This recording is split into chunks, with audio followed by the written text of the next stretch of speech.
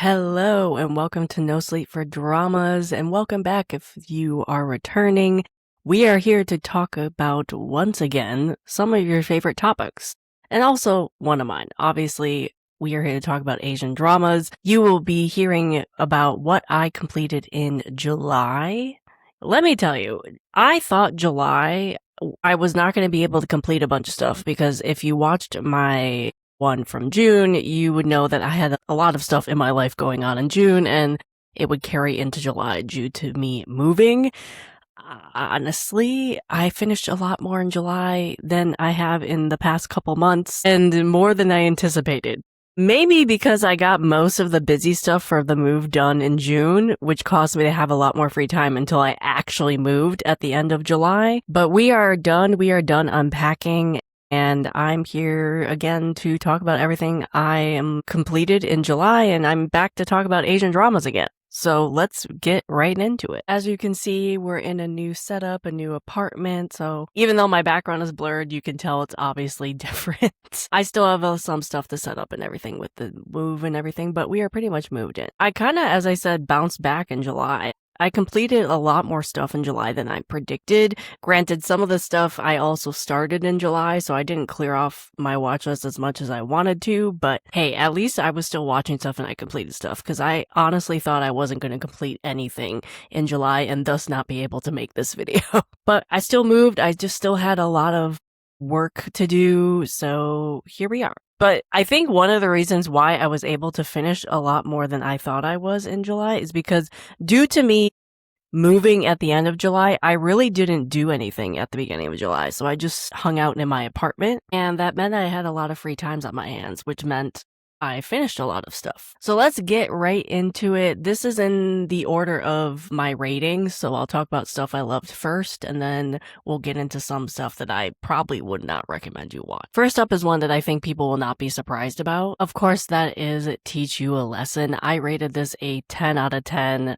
Should be no surprise that I like Teach You a Lesson, of course. The prediction of me loving Teach You a Lesson is correct. I loved Teach You a Lesson. I rated this a 10 out of 10. It's probably going to be one of my favorites of 2026, as I predicted. I loved the main core unit, the core people. I loved how they worked together. I loved how they complemented each other and supported each other.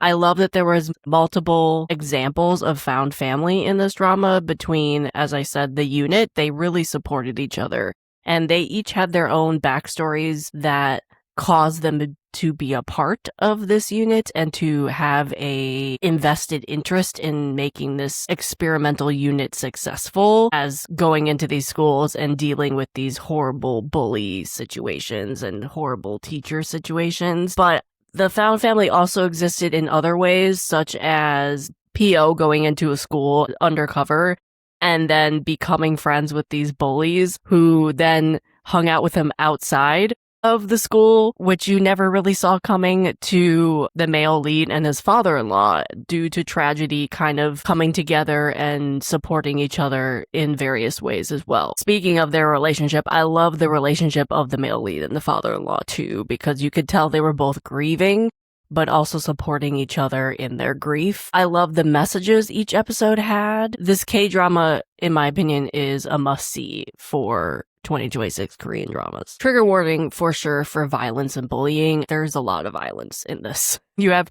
a unit going into schools and beating people up and punishing them. There's going to be a lot of violence.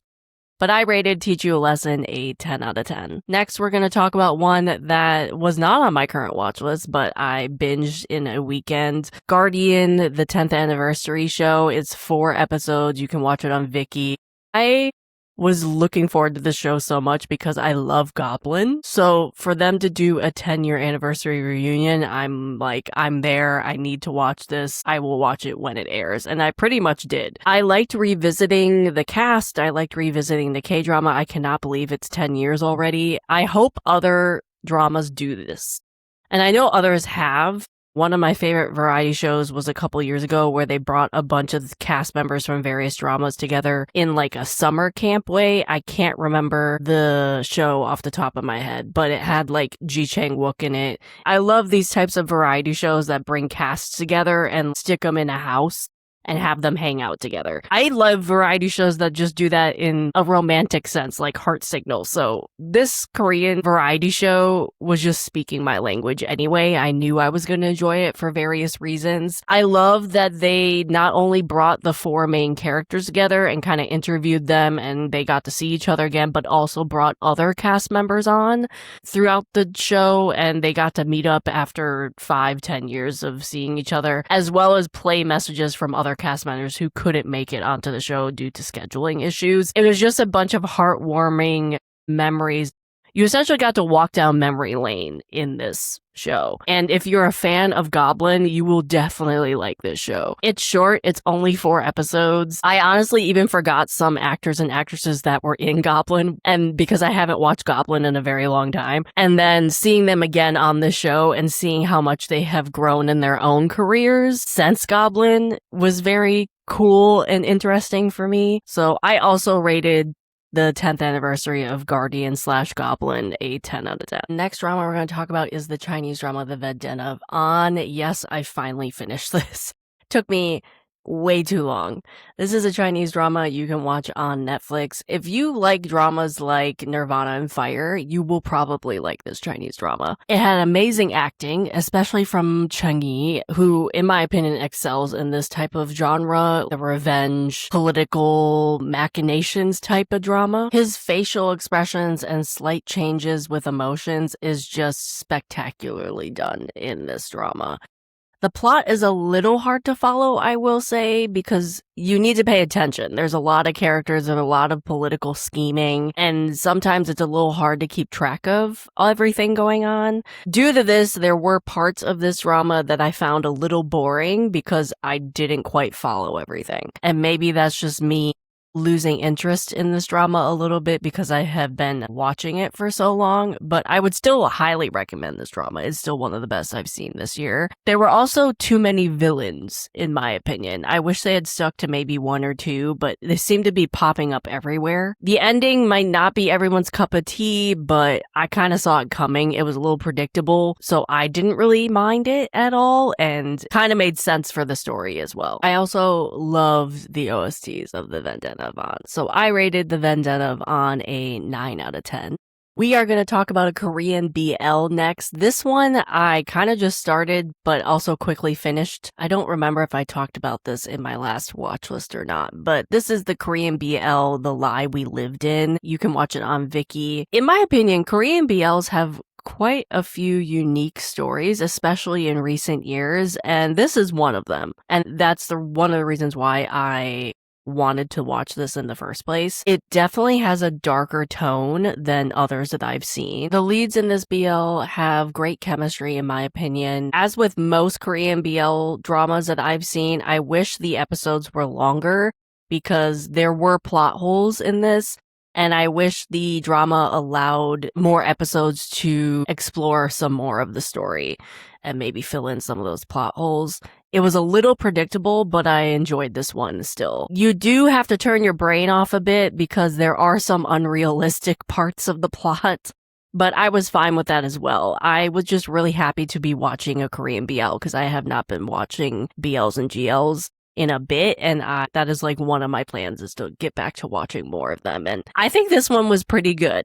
As someone who has not watched a Korean BL in a while, I would recommend this one. It's an 8.5 out of 10 for me for The Lie We Lived In. All right, I'm going to talk about 2 more dramas, or technically a drama and a variety show that I finished, and then we are done for July, which, as I said, I'm surprised at because I pretty much have averaged 3 things a month. So July, all of a sudden, I doubled that. The next thing I watched is something I should have watched earlier this year, and I kind of think I forgot about it until I was talking with Liliana from Tea and Soju about something, and it kind of reminded me of this. I happened to watch the variety show from Coroner's Diary called Coroner's Diary: The Midnight Mysteries. I think it's like 4 episodes long. You can watch it on IGE. It's like bonus episodes from the Coroner's Diary Chinese drama. And it's a mini variety show where they go around and solve mysteries. If you have watched Coroner's Diary and you like the cast and you kind of want to see them again and see them work together and in a different way that's scripted but not scripted because they're playing games and everything, you should check this out. I liked watching this because I got to revisit the cast and the characters. You get more of the cast's chemistry, at least with like a different dynamic. It's still kind of scripted because they have to follow a storyline and a mystery and stuff, but it's not like they are saying scripted lines or anything. So they're reacting to what is going on. The games are fun. It's a little cheesy, and the story that they're following is a little cheesy, but you have fun with it. You have fun with it, especially if you like the actors and actresses in Coroner's Diary already and you want to see them interact again. It's way too short in my opinion. I wanted more, which means I enjoyed this show. I wanted more episodes. It's fun, it's entertaining, it was nice to revisit everything, and I can't believe I forgot to watch this when I completed Coroner's Diary. So I rated it an 8 out of 10. It's good. It's good. But due to it kind of being cheesy, I rated down a little bit. The last thing I finished, which I probably should have just dropped, is Affinity. I finally got around to finishing this one. I rated it a 6 out of 10. Honestly, it's lower. It's just, in my rating system, anything under a 7, you should just skip and not watch. I'm not harsh enough in my ratings. My ratings seem to always be between a 10 and an 8, and I don't think that is sometimes realistic for dramas that I watched. So with Affinity, I gave it a 6 out of 10. It probably should be more like a 3 or a 4, maybe. I don't know. Just so you know, anything under a 7, I don't recommend, really. 7 is like, it's bad, but I would still recommend it. 6.5 and under is just, I wouldn't recommend it. Because usually if I go under, I know I'm going on a little tangent, but usually if I go under a 7, that means I usually drop them. So I never really have dramas that are under a 7 that I rate, unless the ending just completely falls apart and I was enjoying it up to like episode 15 of 16, and then I absolutely hate the drama after episode 16, which has happened before. So it's rare that I rate anything under a 7 because I usually have dropped them, which meaning I probably should have dropped Affinity. Anyway, is it a good drama objectively? No, in my opinion, it's not. It did not make sense at all. Was it still entertaining?